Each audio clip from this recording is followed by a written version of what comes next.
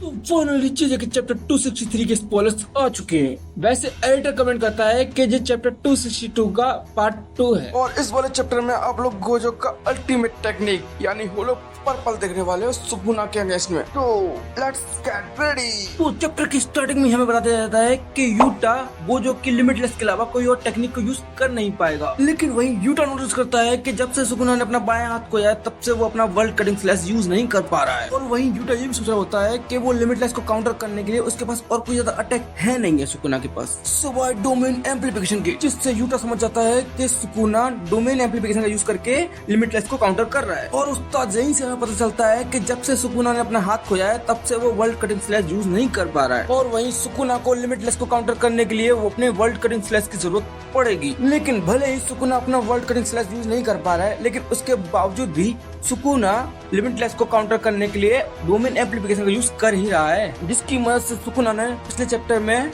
Utah को मुक्का मारा था। आई मीन गोजो को, सॉरी। अरे उस्ताद गोजो बोलो या यूटा बोलो, फिलहाल तो दोनों सेम ही है यार। आगे हम लोग देखते हैं कि यूटा सुकुना को उठा लेता है और दूर फेंकने की कोशिश करता है और फिर सुकुना के हेड पर एक शानदार पंच मारता है। लेकिन परंतु यहाँ पे यूटा को भी प्रॉब्लम हो रही थी गोजो की बॉडी को मेंटेन करने में। और अगर आप लोग ये पूछोगे कि यूटा को दिक्कत क्यों हो रही थी, तो भाई आप यूटा की बॉडी देखो और गोजो की बॉडी देखो, कितना अंतर है भाई। लेग्स आर्म्स कितने लंबे है भाई गोजो के, और भाई मैं सिर्फ आर्म्स और लेग्स की बात कर रहा हूँ, कुछ और मत समझ लेना भाई, बहुत बुरा लगता है। और उस्ताद हमने आगे देखा है कि यूटा को काफी ज्यादा प्रॉब्लम आई थी फर्स्ट टाइम में जब वो लिमिटलेस को ट्रेनिंग कर रहा था, जिससे यूटा को ये भी समझ में आता है कि लिमिटलेस को यूज करने के लिए सिक्स आइज नेसेसरी क्यों है। पर यूटा अपना और अपने सेंसे का एक छोटा सा फ्लैशबैक याद करता है जिसमें गोजो बोल रहा होता है it's okay I am the strongest. और फिर यूटा सोचता है कि एक सेंसे इतनी कॉन्फिडेंटली बोल कैसे रहे और ये बोलने के लिए उसको कितनी पावर चाहिए होगी। और उस्ताद यूटा को कितनी प्रॉब्लम हो रही है गोजो की बॉडी यूज करने में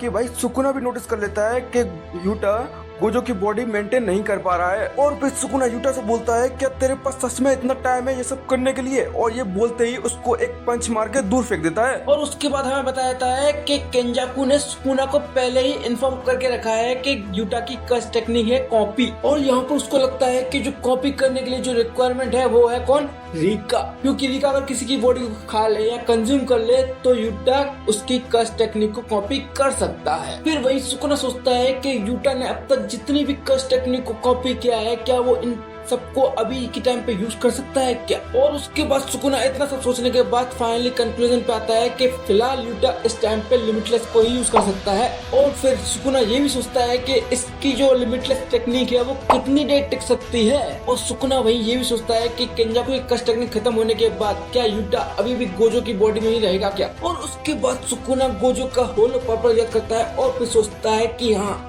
शायद से यूटा का यही प्लान है होलो पर्पल का यूज करने का। और उसके बाद हमें छोटा सा फ्लैशबैक दिखाता है गोजो और यूटा का, जहाँ पे यूटा का सोल स्वैप ट्रेनिंग खत्म होने के बाद गोजो पूछता है यूटा से कि तुम्हारा कस्ट एनर्जी काफी ज्यादा इनकंसिस्टेंट है। लेकिन वहीं अपनी माँ की आके बोलती है कि गोजो सेंसे आप यूटा पर कुछ ज्यादा ही स्ट्रिक्ट हो रहे हो। और इन्हीं सब के बीच में काफी सारे स्टूडेंट आके यूटा को डिफेंड करने लगते हैं। और उसके बाद फ्लैशबैक खत्म होता है और हम आते हैं वापस से प्रेजेंट टाइम में। और उसका गेस व्हाट यूटा क्या यूज करने वाला है। और आगे हमें दिखाता है कि फाइनली यूटा होलो पर्पल का यूज करने के लिए चैंट्स का यूज करने लगता है। बट सुकुना भी लाइक, और सुकुना यूटा का हाथ पकड़ लेता है और उसको मुक्का देके दूर फेंक के मारता है। और फिर उस्ताद सुकुना अपने ही मन में बोलता है कि मैं यूटा को होलो पर्पल का यूज नहीं करने दूंगा। और फिर हमें दिखाता है कि यूटा यूज करता है गोजो की technique blue, and at the same time एक रिकॉर्डर उड़ के आता है सुकुना के पीछे, जिसमें से अपना इनुमा के चिल्ला के बोलता है सुकुना को डोंट मूव। और उस्ताद इसके बाद सुकुना फ्रीज ही नहीं होता है, काफी ज्यादा शॉक्ड भी होता है। और एट द सेम टाइम